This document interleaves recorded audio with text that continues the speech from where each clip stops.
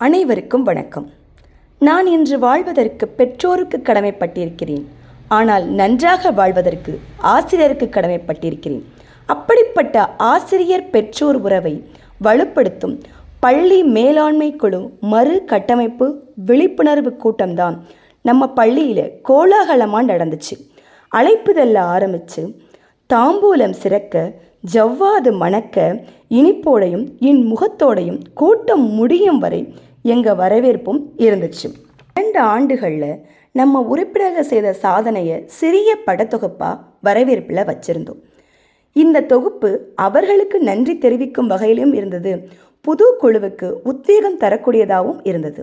ஊராட்சி மன்ற தலைவர், வார்டு மெம்பர், பழைய மாணவர்கள்னு ஊர்கூடி தேரெழுக்க தயாராக என் பள்ளி வந்து எங்களோட வரவேற்பை இன்முகத்தோடு ஏற்றுக்கிட்டாங்க. கோவிலுக்கு செய்வதைத்தான் பள்ளிக்கும் செய்தோம். கோவிலும் பள்ளியும் எங்களுக்கு ஒன்றுதாங்க என்பதுதான் எங்கள் பூலாங்குளம் ஊர் மக்களோட கொள்கையினை சொல்லலாம். தமிழ் தாய் வாழ்த்தோட தலைமையாசிரியர் வரவேற்போட விழா இனிதே ஆரம்பித்தது.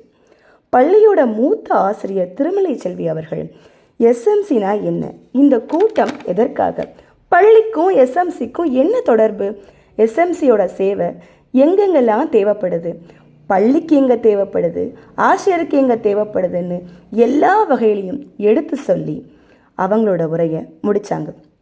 அடுத்ததாக வந்த ஆசிரியர் 2 ஆண்டு சாதனைகளையும் விளக்கி சொன்னாங்க.